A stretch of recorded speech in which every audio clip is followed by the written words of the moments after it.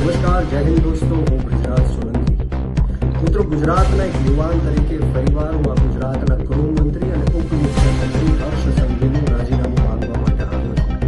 કારણ કે આ ગાંધી અને સરદારનું ગુજરાત છે. આ ગુજરાતની અંદર દારૂબંધી છે, નશાબંધી છે, છતાં પણ ગુજરાત વિધાનસભામાં આંકડો આવે છે કે 14 લાખ કરતાં પણ વધારે ગુજરાતીઓ નશીલા પદાર્થોના બંધાણી બન્યા છે. એમાં 12 લાખથી વધારે પુરુષો છે અને 2 લાખથી વધારે મહિલાઓ પણ છે.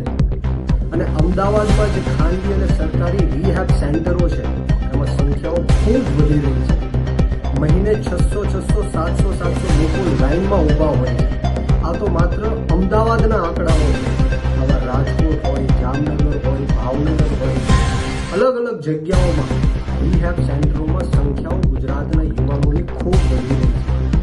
ગુજરાતના યુવાનો દિવસે ને દિવસે ડ્રગ્સના કારણે, દારૂના કારણે ખતમ થઈ રહ્યા છે. વિધાનસભાના આંકડાઓ એવું કહે છે કે 2 વર્ષમાં ગુજરાતની અંદર 3162 કિલો ડ્રગ્સ પકડાણું અને 1 વર્ષમાં 260 કરોડ રૂપિયાનો દેશી અને વિદેશી દારૂ પકડાયો. મિત્રો, આપણે કેવા ગુજરાતમાં જીવી રહ્યા છે.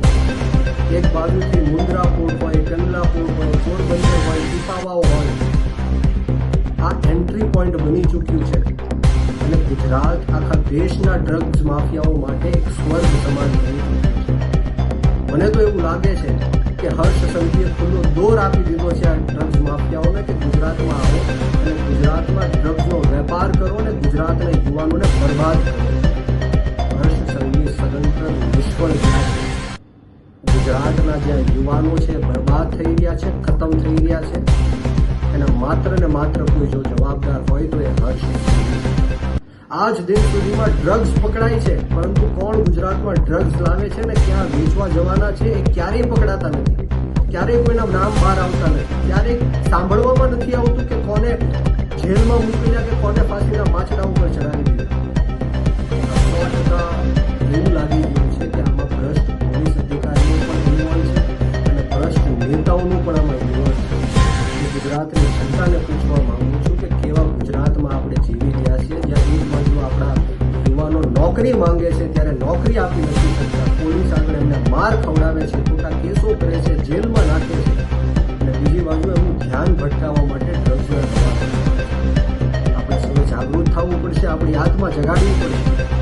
ડ્રગ્સ અને દારૂ બંધ થઈ શકે એમ છે, પરંતુ હાથે કરીને આ બંધ કરવામાં નથી આવતું. કારણ કે ગુજરાતની અંદર 1 વર્ષમાં 1 લાખ કરોડ કરતાં પણ વધારે ડ્રગ્સ અને દારૂનો વેપાર થઈ રહ્યો છે. ભ્રષ્ટ પોલીસ અધિકારીઓ અને ભ્રષ્ટ નેતાઓ પેટ ભરીને પૈસા કમાય છે.